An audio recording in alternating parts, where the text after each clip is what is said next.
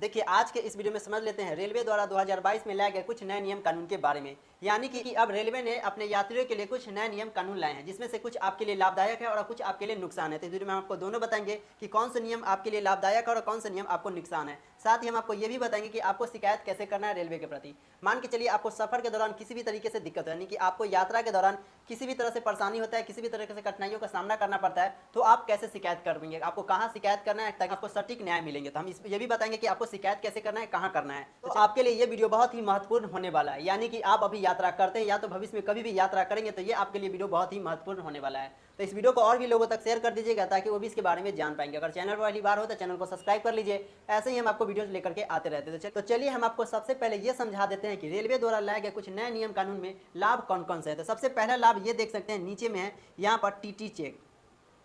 पहला फायदा यह है कि अब आपसे टीटी कभी भी टिकट नहीं मांगेंगे। यानी कि अब नए नियम के साथ ये कहा गया है कि टीटी को ये अधिकार नहीं है कि अपने यात्रियों से टिकट मांगे। लेकिन पहले क्या होता था, हम आपको बता देते हैं कि पहले क्या होता था कि रात हो या दिन हो, कभी भी टीटी क्या करता था कि अपने यात्रियों को अगर सो है तो उसे जगा करके टीटी क्या करता था कि यहाँ पर उसे टिकट चेक करवाता था। लेकिन अब ऐसा नहीं है, यानी कि अब ऐसा नहीं है कि आपसे वो टिकट मांगने का अधिकार समाप्त कर दिया गया। यानी कि अब आपसे कभी भी टीटी आपसे टिकट मांगता है तो ये इस स्थिति में आपको कंप्लेन कर सकते हैं। कंप्लेन कैसे करना है हम आपको आगे बताते हैं। तो नए नियम में अब ये समझ लेते हैं कि आखिर अगर टीटी टिकट चेक नहीं करेंगे तो उसे लोगों का पहचान कैसे करेंगे। तो ऐसे में अगर वो लोगों का सही पहचान नहीं कर पाएंगे तो बहुत अनजान लोग भी मतलब कि ट्रेन में आ सकते हैं, यानी कि विदाउट टिकट भी लोग ट्रेन में आ सकते हैं। तो देखिए ऐसा नहीं हुआ, क्योंकि जिस समय आप मतलब कि सीट बुक करवाते हैं उस समय आपने सारे डिटेल्स दिए होते हैं वहाँ पर, तो टीटी को भी सारे डिटेल्स वहाँ पर रहते हैं, यानी कि ऑलरेडी उसके पास सारे डिटेल्स हैं। तो सबसे पहले तो आपको सीट नंबर देखेंगे, यानी जिस सीट पर है तो उनका भी सीट नंबर होगा कि इस सीट पर ये लोग हैं, यानी कि इस आपका नाम होगा तो वो पहले देखेंगे, सीट का नाम और नेम देख लिए। उसके बाद आपका फोटो भी होगा, तो उस फोटो से वो मैच कर लेंगे। आपका सही है तो आपको कुछ नहीं करेंगे, गलत होगा यानी कि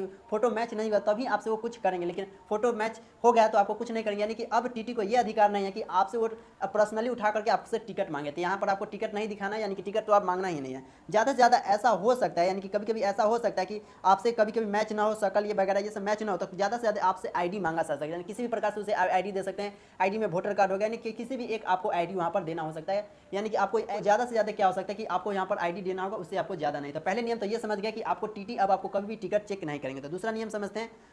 नियम आया हुआ है सीट को लेकर के। यानी कि पहले क्या होता था कि मानकर चलिए कोई आदमी है जो कि बिहार से दिल्ली जाने के लिए ट्रेन बुक करता है, यानी ट्रेन का कोई एक सीट को बुक करता है। तो अब वो मानकर चलिए किसी कारणवश, यानी किसी ने बिहार के किसी न किसी स्टेशन से कराया होगा बुक, तो उस स्टेशन पर वो किसी कारणवश लेट से पहुंचता है। तो पहले क्या होता था कि उस स्टेशन पर किसी कारणवश लेट से पहुंचा तो उसका ट्रेन छूट गया, तो वो जब अगले स्टेशन पर या तो उससे भी अगले स्टेशन पर जाता था वो ट्रेन, तो उस स्थिति में क्या होता था कि उस सीट को किसी और लोग को दे दिया जाता था। लेकिन अब ऐसा नहीं, यानी कि उस सीट को किसी और लोग को दे दिया जाता, जो लोग वेटिंग में उसको दे दिया जाता था। लेकिन अब ऐसा नहीं है। अगर आपका यहाँ से बिहार से दिल्ली जाने के लिए वो सीट बुक है और उस सीट पर आप नहीं पहुँच पाए, यानी कि उस स्टेशन पर आप नहीं पहुँच गए, तो नहीं पहुँच पाए, तो वहाँ पर क्या होगा कि आपकी सीट वहाँ पर खाली जा सकता है। यानी कि वहाँ से लेकर के, यानी बिहार से लेकर के दिल्ली तक वो खाली ही रहेगा। यानी कि अब वहाँ पर रेलवे किसी भी दूसरे व्यक्ति को, यानी थर्ड व्यक्ति को वहाँ पर बैठा नहीं सकता है किसी कारणवश। अगर मान के चलिए वो बैठ सकता है वो अलग बात है, लेकिन किसी को वो सीट अब आगे वो बुक नहीं कर सकता है। यानी पहले क्या होता था कि इससे रेलवे को डबल कमाई हो जाती थी, लेकिन अब ऐसा नहीं है। आपको यहाँ पर अगर आप किसी भी तरीके से नहीं जा पाते हैं तो वहाँ पर आपकी सीट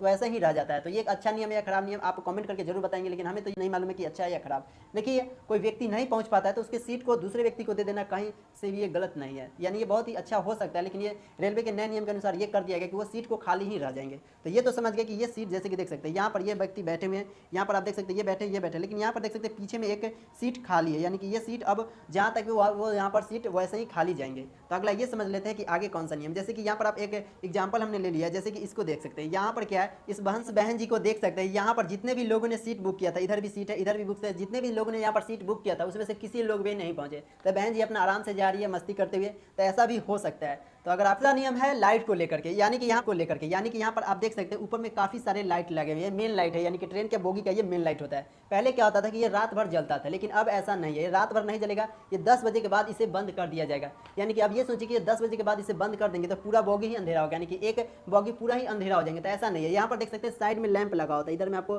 छोटे छोटे बल्ब होते हैं जो कि बहुत ही कम रोशनी देते हैं। जैसे कि आप अपने घर में ही देख लीजिएगा, आप पढ़ते होंगे तो आप बड़े वाले लाइट जलाते थे कि मेन लाइट जला देते हैं, लेकिन जैसे ही आप सोने जाते हैं तो आप छोटा वाला लाइट, यानी उसे लैंप कहते हैं, जिसे आप जला देते हैं ताकि आपको सोने में आसानी होती है, यानी कि आंख आपको सही से बच पाते हैं, तो आपको यहाँ से आपकी नींद अच्छी आती है। तो इसी उसी तरह रेलवे ने नए नियम के अनुसार ये कहा है कि इसे आप रात भर नहीं जला सकते हैं। रात को 10 बजे से लेकर के सुबह 6 बजे तक इस लाइट को बंद कर देना और केवल और इधर में आप जो ट्यूब लाइट देख रहे हैं उसी को जलाना है। जैसे कि हम आपको नीचे दिखाते हैं एक पिक्चर, जैसे कि आप इस इमेज को देख सकते हैं, ये रात के वक्त का है जिसमें केवल और केवल लैंप को जलाया गया। तो चलते हैं, अगला नियम है ग्रुप को लेकर के। आप किसी भी ट्रेन में ग्रुप के साथ यात्रा करते हैं तो उसके लिए भी एक नई अपडेट निकल करके आया है। यानी कि पहले क्या होता था कि जब कोई व्यक्ति ग्रुप में यात्रा करता था तो काफ़ी ज़्यादा बातचीत करने के कारण दूसरे लोगों को डिस्टर्ब होता था, यानी कि वो लोग आपस में ही बातचीत करते थे, तो इससे दूसरे भी लोगों को दिक्कत होता था, यानी वो सही से सो नहीं पाते थे या तो किसी भी तरीके से उनको काफ़ी सारी परेशानियां होती थी। तो इसीलिए इसी कारण इसके लिए एक नई अपडेट निकल करके आया है। यानी कि अगर आप ट्रेन में ग्रुप में यात्रा करते हैं तो आपको यहाँ पर किसी भी तरह से बातचीत अलाउ नहीं है, यानी कि जोर से आप बात नहीं कर सकते हैं। आपको ऐसा बातचीत नहीं कर पाएंगे कि किसी दूसरे व्यक्ति को यानी कि कठिनाई होने लगे। और दूसरा कि आप अब ट्रेन में म्यूजिक भी नहीं सुन सकते, किसी भी तरीके के आपको अश्लीलता म्यूजिक भी अलाउ नहीं, यानी कि किसी भी तरीके के आप म्यूजिक नहीं सुन सकते हैं। अगला, किसी भी तरह के आप मूवीज नहीं देख सकते, यानी कि अब ट्रेन में मूवी को भी अलाउ नहीं रखा गया है।